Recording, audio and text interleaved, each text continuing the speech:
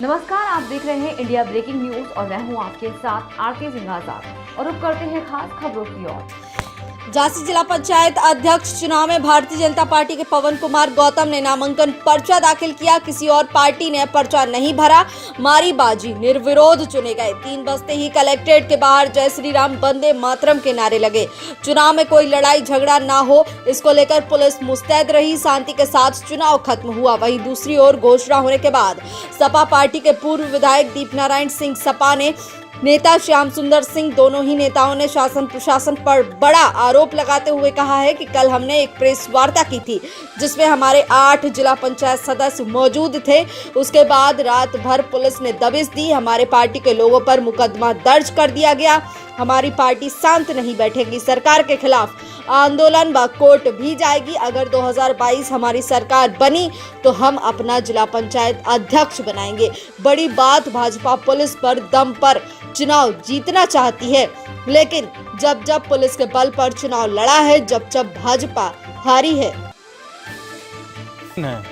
और किसी अन्य दल ने नामांकन नहीं भरा है तो निर्विरोध निर्वाचित हुआ हूं और कुछ ही क्षणों बाद हो सकता है सरकारी घोषणा भी हो जाएगी।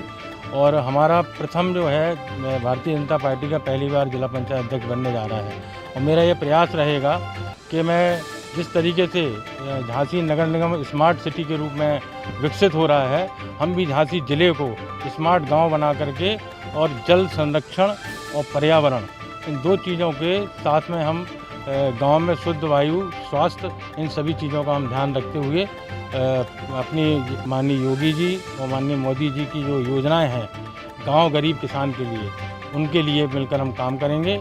अभी तक जो है जो जिला पंचायतों में होता आ रहा जी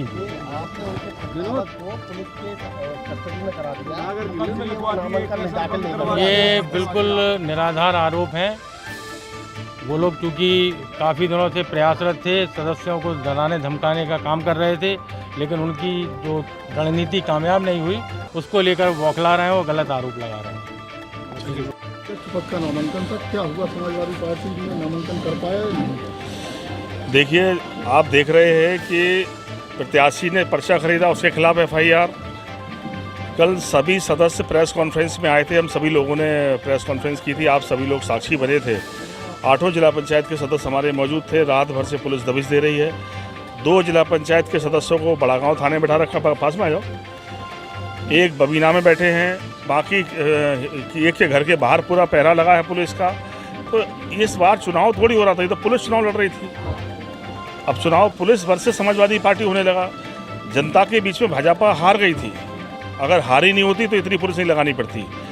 जैसा कि आप सबको पता है, पूरे प्रदेश में जन समर्थन अखिलेश यादव जी के नाम पर समाजवादी पार्टी के बहुमत से ज़्यादा मेंबर जीते हैं। किसी किसी जिले में 2/3 से अधिक जीते थे, लेकिन पुलिस के बल पर ये चुनाव लड़ रहे हैं। आज पर्चा दाखिल ना हो पाए, इसके लिए पूरी ताकत झोंक दी प्रशासन ने।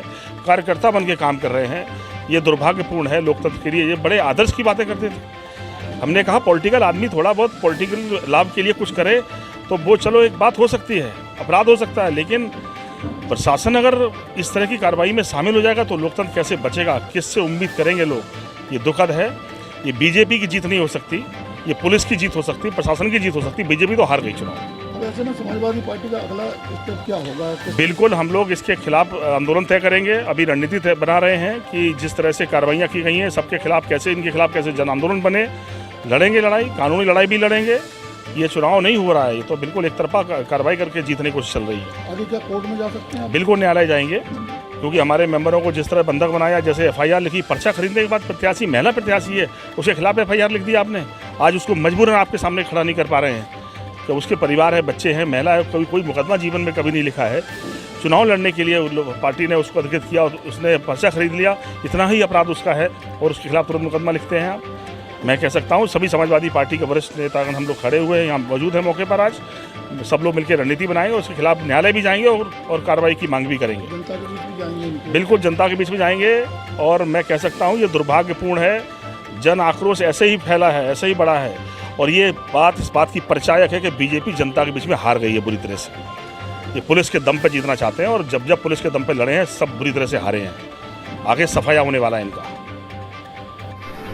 देखिए, प्रजातंत्र में जो पंचायती राज के चुनाव होते हैं उनमें जो चुने हुए हमारे सदस्य होते हैं उन सदस्यों को मत करना होता है, और जब प्रत्याशी नामांकन करता है तो एक अनुमोदक और एक प्रस्तावक, दो लोग एक कैंडिडेट के साथ लगते हैं।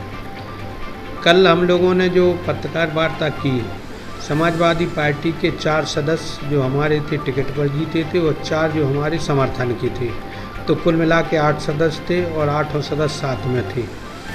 लेकिन भारतीय जनता पार्टी ने जब देखा कि 8 सदस्य इनके साथ में हैं और जो कुछ और अन्य निर्दलीय सदस्य थे, उन लोगों ने आश्वासन दिया था हम लोगों को कि हम आपके साथ मत करेंगे, समाजवादी पार्टी के प्रत्याशी आशा कमल गौतम को जिताएंगे।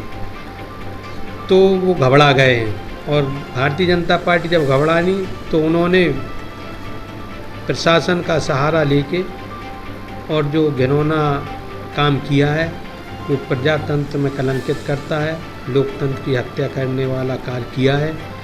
हमारे जो चुने हुए प्रतिनिधि थे, जो सदस्य थे जिला पंचायत के, उनके घर पर फोर्स बैठा दी गई।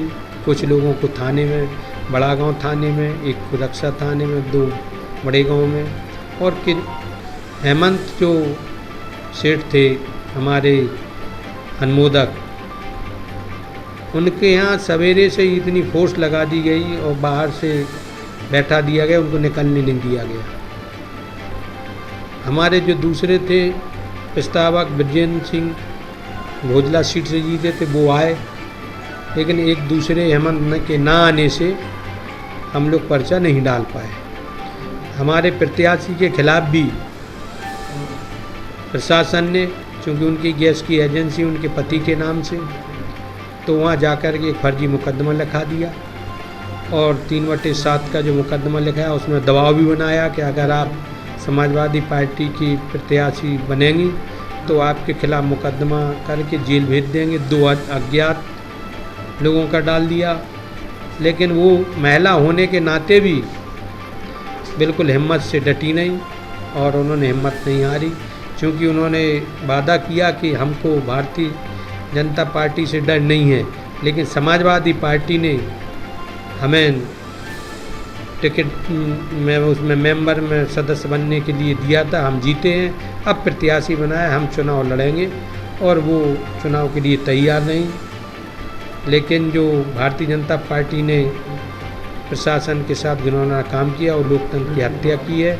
हमें पूर्ण विश्वास है कि जिस तरह से पूरे प्रदेश में भारतीय जनता पार्टी ने घिनौना काम किया है, जनता ने उनको नकार दिया था, इसीलिए उन्होंने अपना चुनाव 2 महीने आगे बढ़ाया, और आगे आने वाले समय में 2022 में माननीय समाजवादी पार्टी की ओर, माननीय अखिलेश जी की ओर सभी की निगाहें हैं। जनता ने भाजपा को नकार दिया है। हम अधिक से अधिक मतों से जीत करके, अधिक से अधिक सीटें पा करके समाजवादी पार्टी की सरकार बनाएंगे। और जब समाजवादी पार्टी की सरकार बनेगी और जो लोग अभी मत से वंचित रह गए हैं जिला पंचायत के सदस्य, उनमें भी आक्रोश है, क्योंकि 1 साल के बाद जब समय आएगा तो अविश्वास लाने में हम सब लोग, जो हमारे और साथी हैं जिला पंचायत सदस्य हैं, वो सारे लोग मिल कर के हम पुनः आशा देवी को, आशा कमल गौतम को प्रत्याशी बनाएंगे और चुनाव में जीतेंगे। जैसा आपका कहना लोकतंत्र की हत्या की गई है जी, इसकी पर अब क्या कार्रवाई करें? देखिए इसके ऊपर तो अब जो शासन उनका है और प्रशासन उनका है, तो जब उनको जब प्रशासन को रिपोर्ट ही नहीं लगानी है, जब प्रशासन खुद ही ऐसा काम कर रहा है, ये तो जनता अब जवाब देगी। जनता ने मन में ठान लिया है कि आगे आने वाले चुनाव में, अभी थोड़े बहुत वो जीत ही गए थे, लेकिन आगे आने वाले चुनाव में भारतीय जनता पार्टी की हार होगी। जनता ने नकार दिया समाजवादी पार्टी की सरकार में। ये तो प्रशासन के खिलाफ आप कोर्ट जाएंगे, क्या करेंगे? अब कोर्ट जाने के लिए, जैसे आप कोर्ट के लिए कह रहे हैं, तो प्रशासन के खिलाफ कोर्ट जाने के लिए जो लोग थे, प्रूफ है, जहाँ पर मीडिया ने अभी फ़ोटो उतारी हैं कि दरवाजे पर खड़े हैं, इसकी हम लोग कार्रवाई आगे करेंगे। तो क्या आप ऐसा नहीं मानते कल जो आपने पत्रकार वार्ता की वो आपको लोग को भारी पड़ गई? अब जो पत्रकार वार्ता तो हमने इसलिए की कि चूँकि और जो चुने हुए सदस्य हैं उनका हमको समर्थन हासिल था, तो कम से कम हम अपने 8 लोग तो इकट्ठे करें, तो हमारे 8 लोग कल इकट्ठे थे, तो अब चुनाव चलता है, हार जीत का आंकड़ा लगा रहता है, हारते हैं जीतते हैं। आज भारतीय जनता पार्टी ने प्रजातंत्र का गला घोंटा है, कल जब समाजवादी पार्टी आएगी तो सब ठीक हो जाएगा। फिलहाल से इतना ही। खबरों का सिलसिला लगातार जारी है। आप बने रहें इंडिया ब्रेकिंग न्यूज के साथ। नमस्कार।